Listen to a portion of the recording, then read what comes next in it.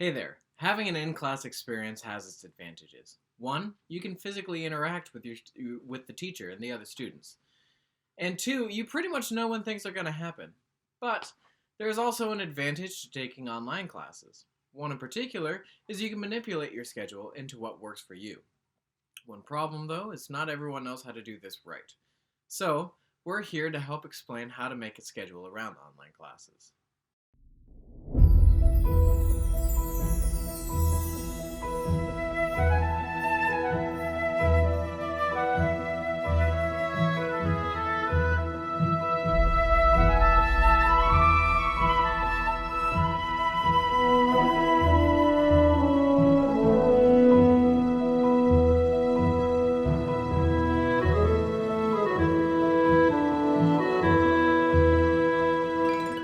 First, online classes can be just as hard as regular classes. Something that a lot of people don't consider about online classes is that they can be just as difficult as a physical class. You'd have to spend just as much time working on an online class as you would in a regular class, if not more. You'll have to consider this when you're making your schedule. It's generally accepted that in most colleges, for every hour of lecture, you need 2 or 3 hours of study. This is true even for online classes, and you should consider this when you're studying and applying for your classes.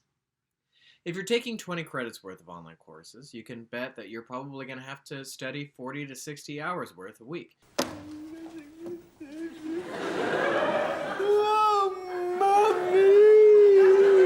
At this point, it might feel like studying has got to be like your full-time job. You can still manipulate those hours when you're going to end when you're going to take place. The good news is that many physical classes offered at universities have online elements.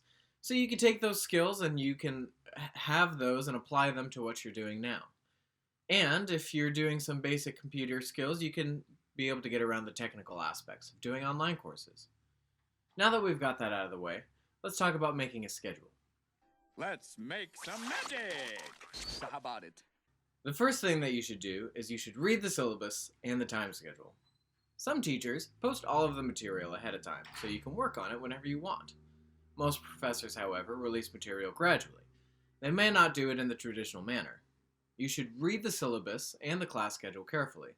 You should read it again. The syllabus will contain details on how to submit assignments, where to submit them, and the days and times they're due. Write those down and keep that information in mind when you're making your plans. Some classes have video lectures and online participation. It's due at a specific time in which, for most online assignments, it will probably be due around midnight. This is not always the case, so you should pay attention to those due dates specifically. You should also assign specific times to work on assignments. Just because it's online doesn't mean that you can assuage making a regular habit of checking up on your classes. Some classes have assignments that are due daily. Others have assignments that are due at the end of the week. Whichever is the case, having a regular habit of doing a certain amount of studying on each subject every day will help you stay on track if those assignments and make sure that you're not falling behind.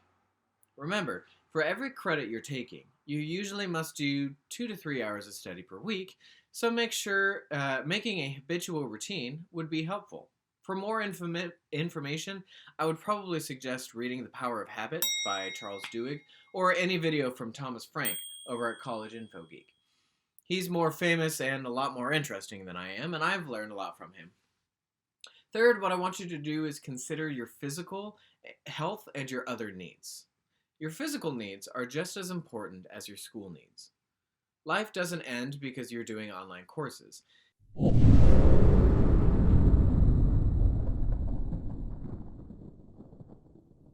Keep in mind personal commitments, home maintenance commitments, birthdays, holidays, exercise routines, even fun activities that you enjoy doing, like playing a board game or watching a movie.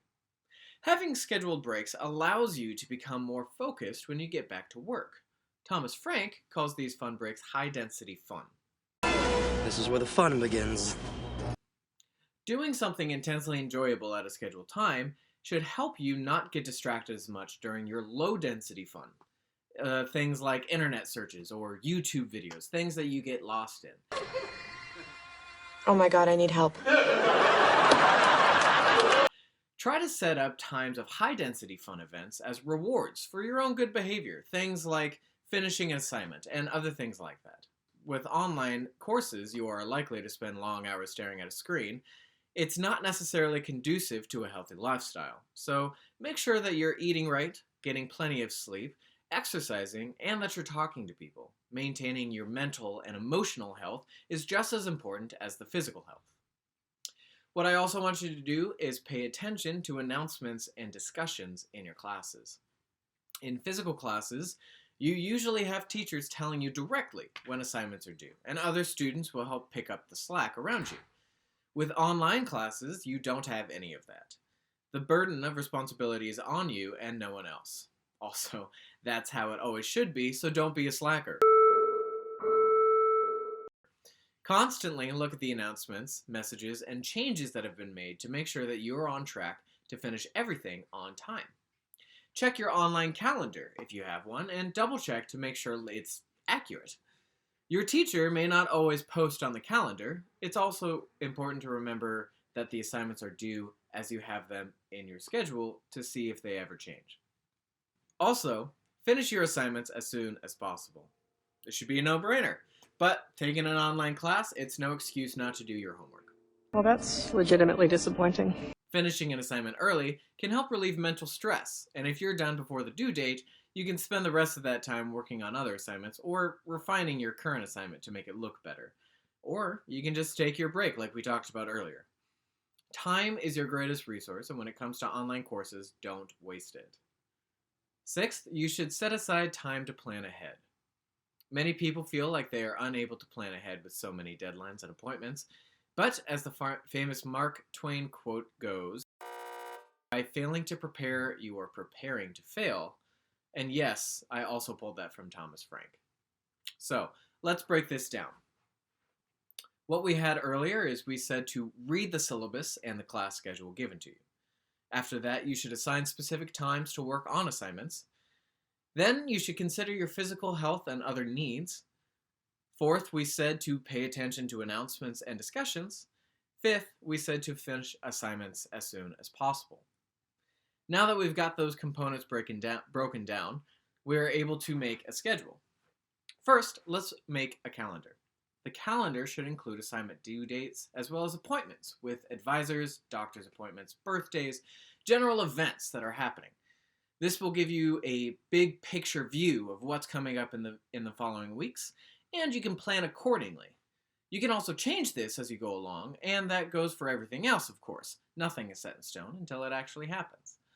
Then, you can set a weekly or daily schedule based on the assignments that are due. If you have an exam, set aside time before the exam due date to review and study everything. Preferably, if you've studied a little bit every day, and so that it's fresh in your memory, you're able to take the exam with vigor and experience. If you have a big assignment due, make sure that you set aside time so that it gets done. It would be good to have a general template so that you can change and manipulate things depending on your situation. What I have on the screen now is an example of my editor's weekly schedule next week. As you can see, he's currently a full-time student, has no time to be employed the way that he's broken it out. As a professional student, it basically works the same way as if you had a job. He made this schedule quickly using Excel, but you can use paper if computers aren't your strong suit. Whatever you choose, just make sure that you set yourselves up for success, including plenty of breaks, allow yourself plenty of time to finish a task, and don't forget to include scheduled fun. It's also okay if everything doesn't go to plan. If you're missing something or you constantly feel exhausted, adjust your schedule accordingly. Find your weak points and learn how to account for them. Alright, that's all I have for now. I'll see you guys in the future.